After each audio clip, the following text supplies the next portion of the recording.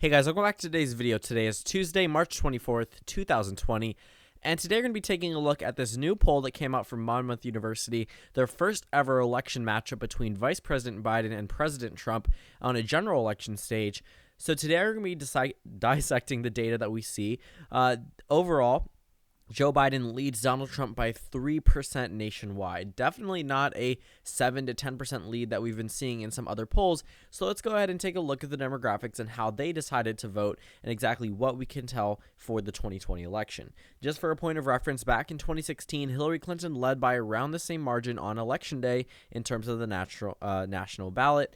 It roughly ended up being correct. I think the actual polling margin was around 1.7, 1.8%. So a little bit less than this, but regardless was a narrow margin within the margin of error. So let's go ahead and take a look. Biden has support of 48% of registered voters, and Trump has the support of 45% of registered voters, while 3% are voting third party, and 4% are currently undecided. That definitely could be swaying the rest. Amongst Democrats and Republicans, Trump has a 90-7 lead amongst Republicans, while Biden has an 89-6% lead over Trump with Democrats. Independents right now are 45% for Trump and 44% for Joe Biden. So let's go ahead and take a look at the race, gender, and education, whole demographics.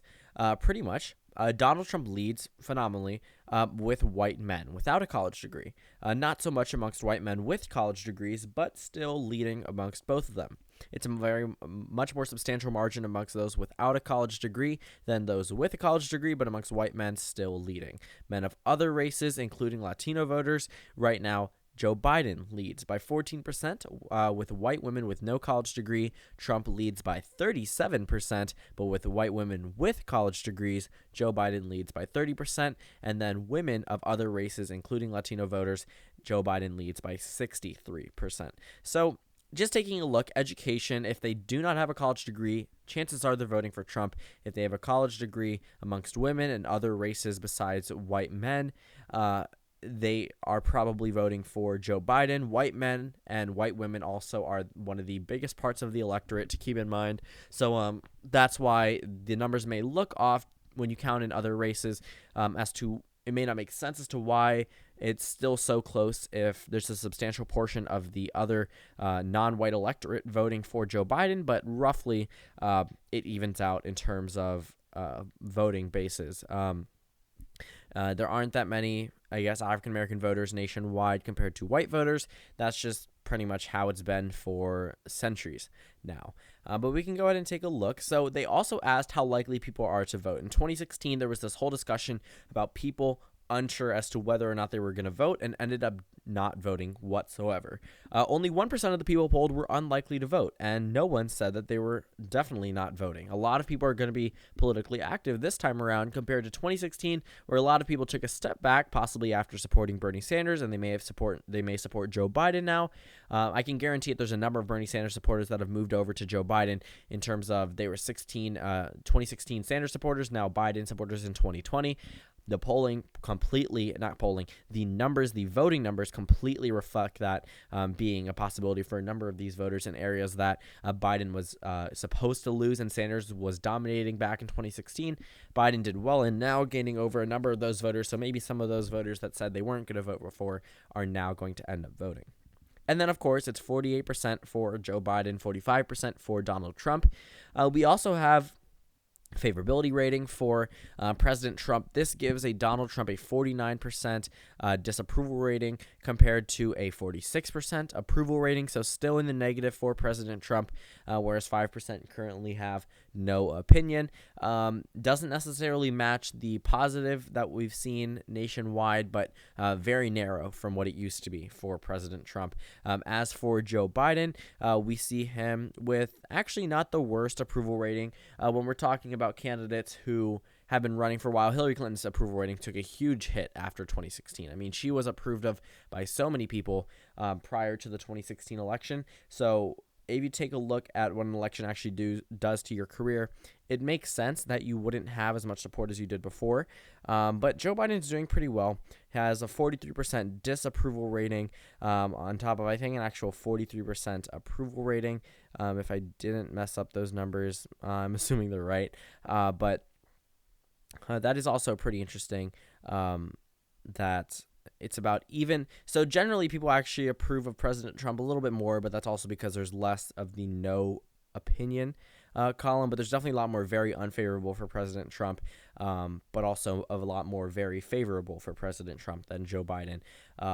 And optimistic and pessimistic for the 2020 election. This definitely is a good indicator of actual turnout, because as no one is enthusiastic or doesn't really care about the election, they're not going to turn out. That's only 3% of the electorate. For don't know, it's only 5%, but in total, that's only around 8%. I can guarantee a number of people were not necessarily excited for 2016 whatsoever, but a lot of people are optimistic. Actually, this is interesting because it compares the old numbers. A lot more people have no opinion than they did before. That's interesting. But in terms of optimism, a lot more people are optimistic compared to pessimistic. So that's a good sign for indicated turnout. If they compare it, it's roughly around the same. June 2015, I guess, I don't know why. Oh, that was 2016. August 2016, a lot less people were optimistic about the election itself. A lot of people were pessimistic compared to now, so it looks like it's going to be on track for extended turnout, which could be good news for the Democratic Party, but also for the Republican Party, depending on who turns out. But roughly increased turnout does benefit the Democratic Party, because the voting groups that typically don't turn out are Democratic voters, which is why in 2008, when we had such great turnout nationwide, the Democratic Party had an easy pathway to victory. Well, it looks like people are definitely more enthusiastic, or about the same. Back in August of 2016, 21% of people were more enthusiastic, 46% were less enthusiastic, compared to 30% of March 2020 voters being more enthusiastic and 17% being less enthusiastic. Definitely a big increase. Is people just talking about their financial situation. Stable, 62%. So improving is only 12%. Has dipped from April of 2019. No real impact, hurt, help. This is all about the economy, which actually is a very big issue to the electorate. So amongst those polled, it was 35% Democrat, 35% Independent, and 30% Republican. That actually reflects what we have in terms of nationwide party affiliation numbers. So it's not necessarily them overpolling Democrats. It's just typically there are more registered Democrats nationwide than there are registered Republicans. 51% female, 49% male, 28% were between the ages of 18 to 34, 34% were between the ages of 35 to 54, and then 55 plus was 38% of this polled bunch. 65% were white, 13% were black, 15% were Hispanic, 7% were Asian. So that's very reflective of the nationwide population data. And 66% were no degree, and 34% were a four-year degree. So if you just take a look at what they mean between college degree and non-college degree, there are way more people without a college degree voting nationwide, which is the reason for us having this general polling. Though typically in elections, we do see that more educated voters do have a higher turnout rate, which makes sense just because if they have all of the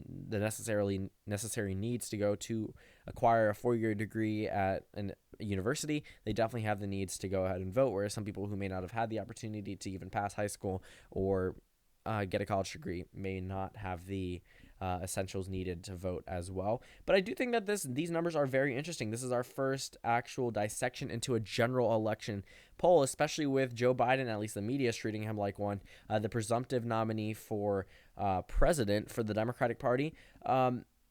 It's not necessarily a big, drop for either of these two candidates, other than I would say that definitely other polls do hype up Vice President Biden a little bit more. I do think that the nationwide voting number is going to be a lot less than what we're seeing in the overall average. We're probably not going to see a Joe Biden victory by 7 to 10% nationwide, but we might see a victory for him in terms of the popular vote. It's going to be really hard for Republicans to go ahead and take that, especially with California in the bunch. But I think that this poll is a good indicator of what we might see nationwide. It's going to be a very contentious election cycle, regardless of who the actual nominee is. Even if it is Bernie Sanders, it will always be a close race because that's just how American politics goes. But I do think that Monmouth is one of the more respected polling institutes, and that this is a very interesting data point to look at. And especially looking at the demographics, they reflect a lot of what we see. One thing I didn't mention is that CNN did data in March of 2020 compared to their exit polling data in 2016. A lot of unfavorability. People that were unfavorable of Donald Trump, 15% of them, I think, voted for him back in 2016. And now recently, it looks like he's only going to get around 4% of that vote. That had an unfavorability rating for him. It's a little bit hard to explain without the graphic itself, but if you go ahead and research it on your own, you definitely can find it. I was going to make a video about it, but it's very little data to actually work with, so maybe I'll throw it in when I do actually discuss future shifts in voting since the 2016 election. But thank you guys so much for watching this video. Make sure to comment down suggestions below, and I will see you all tomorrow.